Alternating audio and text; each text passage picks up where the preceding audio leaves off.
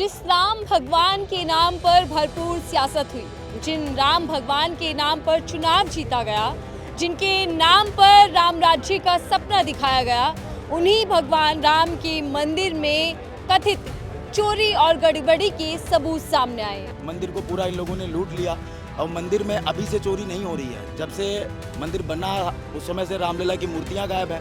यहाँ तक कि जो मंदिर के अंदर एक कौवा का आया, चंपत राय जी की तस्वीरें आई, सिंधी समाज ने 1-2000 चांदी की मूर्तियां दी, वो भी गायब है। हिंदू धर्म को, सनातन धर्म को इन्होंने, बीजेपी वालों ने, आरएसएस वालों ने सिर्फ अपनी रोजी रोटी बनाया है, पेट पूजा बनाए। इन्होंने कभी धर्म माना ही नहीं। और राम मंदिर को जैसे आपने कहा कि राम को उंगली पकड़ के लेके आए, बिल्कुल लेके आए, क्योंकि हम लोग बायोलॉजिकल हैं, वो तो बायोलॉजिकल है नहीं। वो तो आप जानती ही हैं, ईश्वर अवतार हैं। तो वो राम जी जैसे तो छोटे भगवानों को तो पकड़ के लाएंगे ही, फिर उनके नाम पे चंदा चोरी करेंगे, 200 किलो चांदी उठा ले जाएंगे, उनके चांदी के खड़ो उठा ले जाएंगे। तो ये उपलब्धियां बिल्कुल हैं, गिनवाई जाएंगी। अच्छी तरीके से बता सकता हूँ 2014 के बाद क्या हुआ था। सबसे पहले देखिए आप 2016 में नीट का पेपर लीक हुआ था, ये सबसे बड़ी उपलब्धि थी। उससे पहले उपलब्धि नहीं थी। फिर फार्म लॉज आते हैं सबसे बड़े, जिन्हें मतलब आप कह सकते हो कि ये इतने बड़े थे कि ये फिर से हो गए थे। उसके बाद टेरर अटैक, हम सिक्योरिटी की बात करते हैं, जहाँ पे वो घर में घुस के मार के चले गए थे। हम दवा करते गए कि वो पाकिस्तान पे लगाते चले गए, पर हमने कभी ये चेक क्यों नहीं किया कि वो अंदर कैसे आए। हम अकाउंटेबिलिटी क्यों नहीं तय कर पाए। जिस राम भगवान के नाम पर भरपूर सियासत हुई, जिन राम भगवान के नाम पर चुनाव जीता गया, जिनके नाम पर राम राज्य का सपना दिखाया गया, उन्हीं भगवान राम के मंदिर में कथित चोरी और गड़बड़ी के सबूत सामने आए हैं। मामला सामने आया तो फिर सवाल लाजमी है कि आखिर हजारों लाखों श्रद्धालुओं की जो आस्था है, जो हिंदुओं की आस्था है, जिसके साथ राजनीति तो हुई लेकिन खिलवाड़ भी हुआ, उसी को लेकर आज चर्चा करेंगे और जानेंगे कि क्या केवल राम के नाम पर राजनीति भारतीय जनता पार्टी अपनी चमका रही थी या वाकई राम मंदिर बनवाना उनका जो मकसद था वो श्रद्धालुओं की आस्था था। इसी के साथ जो गृह मंत्री अमित शाह हैं वो बयान दे रहे हैं कि भारत का भविष्य में जो इतिहास लिखा जाएगा वो 2 बंटवारों में होगा, यानी कि 2014 से पहले का इतिहास कुछ और होगा, 2014 के बाद का इतिहास डबल इंजन सरकार की उपलब्धियों वाला होगा। उपलब्धियां गिनवाई जा रही हैं, 12 साल बेमिसाल बताए जा रहे हैं, प्रधानमंत्री का नेतृत्व सबसे मजबूत बताया जा रहा है। तो सवाल ये है कि जो 12 साल के इतिहास 2014 के बाद का जो इतिहास लिखा जाएगा, क्या उसमें केवल उपलब्धियां होंगी या फिर खामियां, विफलताएं भी गिनवाई जाएंगी। अब ऐसे में बात करना ज़रूरी है। तमाम लोग मेरे साथ हैं, वो बैठे हैं, तो बैठकर ही चर्चा करते हैं, क्योंकि हर ज़रूरी मुद्दे पर बैठकर बात करना ज़रूरी है। तो चलिए चर्चा करते हैं और समझते हैं कि राम राज्य, क्या अब राम राज्य नहीं बचा या फिर राम राज्य में भी डकैती चल रही है और तब सब कुछ एक संरक्षण के माध्यम से हो रहा है। और 2014 के बाद से देश के हालात कितने बदले हैं, चर्चा की शुरुआत करते हैं। शुरुआत आपसे करती हूँ, गमछा दिख रहा है मुझे, नाम क्या है आपका? मेरा नाम पवन पटेल है। पवन जी कहाँ के रहने वाले? लखनऊ, उत्तर प्रदेश। राम राज्य के ही हैं आप, तो कैसा चल रहा है राम राज्य? राम राज्य आप तो देख ही रहे हैं, मंदिर को पूरा इन लोगों ने लूट लिया और मंदिर में अभी से चोरी नहीं हो रही है। जब से मंदिर बना उस समय से रामलला की मूर्तियां गायब हैं। यहाँ तक कि जो मंदिर के अंदर एक कौवा का आया, चंपत राय जी की तस्वीरें आई, सिंधी समाज ने 1-2000 चांदी की मूर्तियां दी, वो भी गायब हैं। तो मंदिर में चोरी अभी से नहीं हो रही। और जब अखिलेश यादव जी ने इसके बारे में जिक्र किया, उसके बाद जो भारतीय जनता पार्टी के नेता हैं उनका कहना है कि अखिलेश यादव जी, टिन्नू यादव जी, आपने सुना होगा कि जो टिन्नू यादव है वो अखिलेश यादव का गुप्तचर था, इसीलिए उसने बता दिया। और इस मंदिर चोरी के बाद जो माननीय योगी आदित्यनाथ जी के द्वारा SIT जाँच गठित की गई, उसमें भी जो पकड़े लोग गए हैं वो सब छोटी मछलियाँ हैं। अब आप बताइए, मैं आपका ड्राइवर हूँ, मैं करोड़ों की चोरी कर लूँ, आपको पता ही ना चले हैं। चंपत राय जी के ड्राइवर टिन्नू यादव को गिरफ्तार किया गया, उनके साथ 8 लोग शायद और हैं। लेकिन जो गोपाल राव हैं मांग कर रहे हैं, आज फैजाबाद बार एसोसिएशन के वकीलों ने भी बोला है कि मंदिर के चंदा चोरी का कोई भी लड़ेगा नहीं केस। तो उसके बाद उन्होंने कहा है, अल्टीमेटम दिया है कि 3 दिनों के अंदर चंपत राय, गोपाल राव और अनिल मिश्रा अयोध्या को खाली कर दे, नहीं तो हम अयोध्या की सड़कों को जाम कर देंगे। यानी जो अयोध्या वासी हैं उनको बहुत ही ज़्यादा दुख हो रहा है, क्योंकि कहीं ना कहीं इस प्रकरण से अयोध्या के लोगों का नाम बदनाम हो रहा है। और सपना जो था वो राम राज्य का दिखाया गया, लेकिन क्या हुआ राम राज्य में? डकैती, चोरी, कैसे समझ आ रहा है, क्या हो रहा है? भारतीय जनता पार्टी के जो लोग हैं ये राम भगवान का चोला ओढ़कर असल में काल नेमी हैं। ये लोग काल नेमी नहीं जो आया था, तो ये लोग करते कुछ हैं, कहते कुछ हैं, करते कुछ हैं। और इनकी आप शुरुआत से देखेंगे तो वही नज़र आ रहा है। ये लोग केवल और केवल हिंदू मुस्लिम के नाम पर वोट लेंगे और भगवान राम के नाम पर इन्होंने अपनी राजनीति की शुरुआत की। यहाँ तक कि इन लोगों ने बोला अगर भगवान राम का नाम ना लेते तो शायद इनकी पार्टी नहीं होती।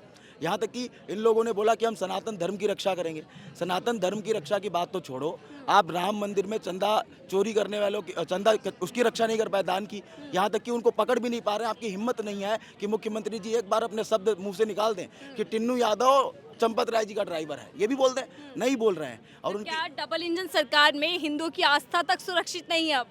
डबल इंजन की सरकार में केवल और केवल इन लोगों ने भगवान राम का यूज़ करके उनका राम का बहुत बड़ा उपासक होने का चोला ओढ़ करके लोगों को ठगा है और भोली भाली जो कम पढ़े लिखे लोग हैं उन लोगों को इन्फ्लुएंस किया है। आज की डेट में जो गांव के लोग हैं वही इनके बहुत बड़े कोर वोटर हैं, क्योंकि गांव के लोगों तक सच्चाई नहीं पहुंच पा रही है और ये लोग जाति धर्म के नाम पर वोट ले रहे हैं। भगवान राम के नाम पर भारतीय जनता पार्टी ने पिछले 12 सालों से जिस प्रकार से देश की जनता को ठगा है ना, वैसे कभी किसी पॉलिटिकल पार्टी नहीं ठगा। आप बताइए कांग्रेस या किसी अपोजिशन पार्टी के लीडर का एक बयान जिसमें वो ये बोल दें कि हिंदू मुस्लिम लड़के रहो, ये बोल दें कि अगर सरकार आ गई तो हम गहने छीन लिए जाएंगे, कभी नहीं। लेकिन बीजेपी का हर एक नेता, यहाँ तक कि हमारे प्रधानमंत्री मोदी जी खुद ये बात बोले हैं। तो ये लोग क्या देश को जोड़ने की बात कर रहे हैं? आप बताइए, जो विकसित देश हैं अमेरिका और भी जो देश हैं, क्या यहाँ के लीडर्स खड़े होकर के ये बोलते होंगे कि हमें हिंदू मुस्लिम के नाम पर वोट दो? लेकिन बीजेपी वाले हमेशा, अभी कोई एबीपी न्यूज़ की पत्रकार हैं, रूहाना को नाम नहीं उनका, कल विश्व हिंदू कोई परिषद के एक व्यक्ति के साथ उनके डिबेट हो रहा था, उसमें उन पर यह बोलते हुए बोल रही हैं कि आप मंदिर पर प्रश्न कर रही हैं, मस्जिद पे क्यों नहीं कर रही हैं। तो मतलब वो ये नहीं बता रहे हैं कि चोरी क्यों हुई, चोरी से पकड़े क्यों जो लोग जाएंगे, बल्कि बचने के लिए फिर से इस मुद्दे में हिंदू मुस्लिम घुसेड़ रहे हैं। तो यही वो लोग करते आए हैं। ये लोग कोई राम जी के उपासक नहीं है। हमारे चोरी का मामला सामने आया, लेकिन गृह मंत्री अमित शाह जी कह रहे हैं कि 2014 का बाद का जो इतिहास लिखा जाएगा वो उपलब्धियों वाला होगा। 2014 के इतिहास में आप अगर, अच्छा जब से मोदी जी आए हैं तब से आप बताइए इन्होंने जिन मुद्दों पर अपनी सरकार बनाई शुरुआत में 2014 में, क्या वो मुद्दे पूरे हो गए? इसी तो आंकड़े पर आप देखेंगे, गंगा यमुना जी की सफाई के नाम पर बोला गया सफाई करेंगे। आप बताइए उनकी स्थिति कैसी है? बोला गया 2 करोड़ लोगों को रोजगार देंगे, रोजगार दिया होता तो शायद यहाँ पे लोग नहीं बैठे होते। बोला गया बेरोजगार, भ्रष्टाचार, महंगाई सब खत्म होगी। आप बताइए महंगाई, बेरोजगार, भ्रष्टाचार की प्रेजेंट टाइम में स्थिति कैसी है? बोला गया कि रुपया दिन प्रतिदिन आगे बढ़ेगा, आज बताइए रुपये की स्थिति कैसी है? बिल्कुल नीचे। बोला गया कि हम विदेशों में जाते हैं तो मोदी जी का नाम हो रहा है। साला 2020 तक हम भी बड़े परेशान रहे कि सच में मोदी जी जाते हैं, झप्पी पप्पी पाते हैं तो ये बढ़िया से उनका नाम हो रहा होगा। लेकिन बीते 2 सालों में जिस प्रकार की चीज़ें घटित हुई हैं कि अमेरिका बोल रहा है कि तेल खरीदो तो खरीदेंगे, अमेरिका बोल रहा है मत खरीदो तो नहीं खरीदेंगे, तब पता चला कि वो केवल और केवल बीजेपी आईटी सेल और मोदी जी और गोदी मीडिया का एक चक्रव्यूह था जिसमें हम फंसे हुए थे। 2020 तक हम भी खूब रोए हैं मोदी जी के लिए।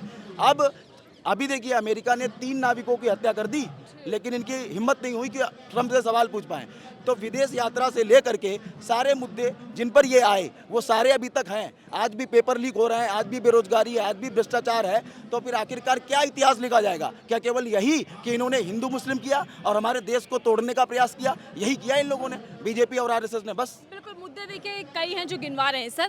पहले राम के नाम पर वोट मांगा गया, अब राम के नाम पर चोरी का खुलासा सामने आ रहा है।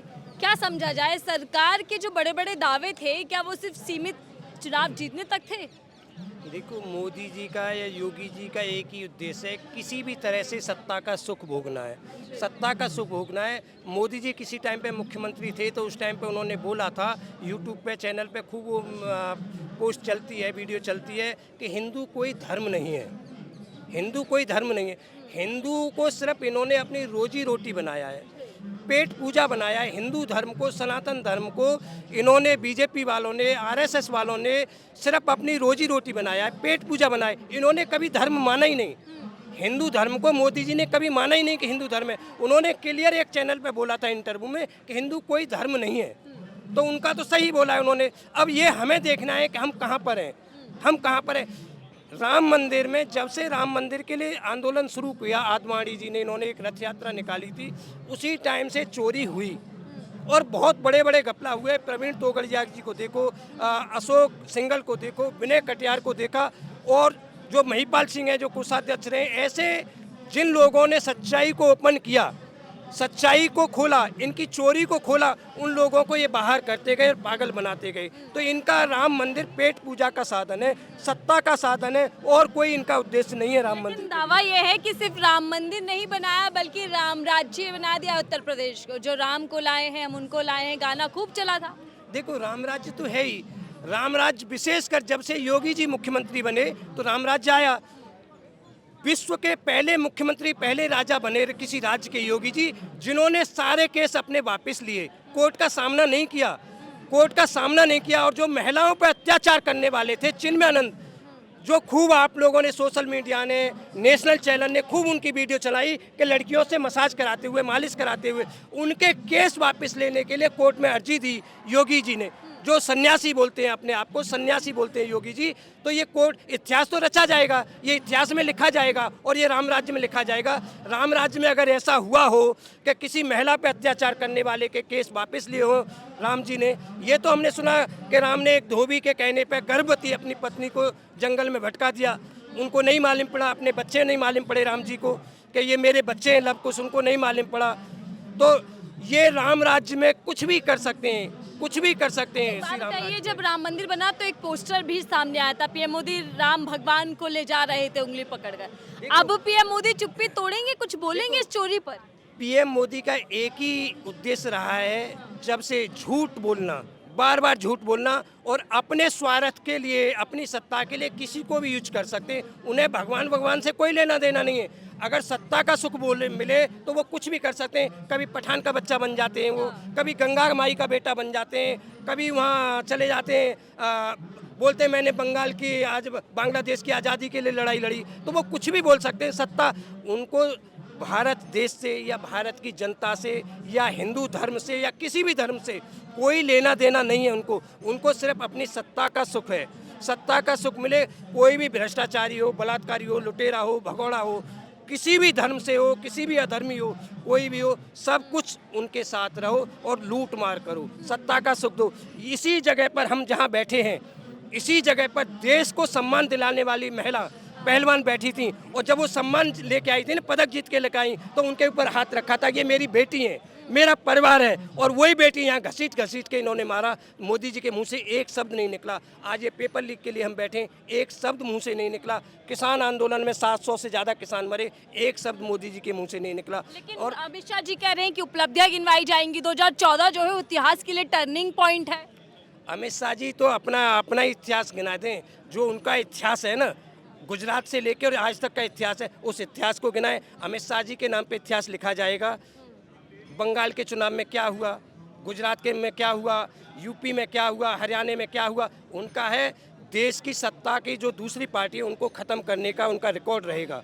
ईडी सीडी का रिकॉर्ड रहेगा, सीबीआई का रिकॉर्ड रहेगा, क्रिमिनल का रिकॉर्ड रहेगा अमित शाह जी के नाम पे। मतलब आप ये कह रहे हैं कि अगर जब इतिहास लिखा जाएगा तो उसमें ये भी बताया जाएगा कि पीएम मोदी कॉम्प्रोमाइज हो गए थे, युवा बेरोजगारी के लिए भटक रहा था, ये तमाम चीजें भी होंगी। जैसे अभी शिक्षा के लिए परीक्षा दे रहे हैं बच्चे, तो शिक्षा जो पेपर लीक हो जा रहा है, ये सब होगा। इसके लिए तो ये है कि आपने एपिस्टीन फाइल का नाम सुना, एपिस्टीन फाइल का नाम सुना, बहुत सारी ऐसी फाइल हैं जिनके नाम सुने आपने। मोदी जी को जहाँ से सुख मिलेगा वहीं से कंप्रोमाइज करेंगे। आज देश की सत्ता को कौन चला रहा है? ट्रंप चला रहा है, जिसके लिए उन्होंने हवन यज्ञ किए, लड्डू बांटे, इन्होंने अपने ऑफिसों में लड्डू बांटे और उनके लिए, ट्रंप के लिए जाके प्रचार किया। आज वो ट्रंप क्या बोलता है कि मोदी जी का मैं भविष्य सेकंडों में ख़त्म कर दूंगा। जो ट्रंप जो डिसीजन करेगा उसी के आधार पर मोदी जी चलेंगे। मोदी जी ट्रंप के आधार पर चलेंगे, न कि यहाँ के आधार पर चलेंगे। मोदी जी का इतिहास सबसे कमज़ोर प्रधानमंत्री के नाम से याद करेगा इतिहास।